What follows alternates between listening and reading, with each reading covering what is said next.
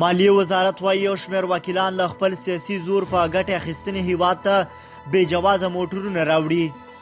د هیواد مالیې وزارت وایي چې د ولسي جرګې یو شمېر غړي هیواد ته پرته له مالیې او قانوني جواز موټرونه راواردوي.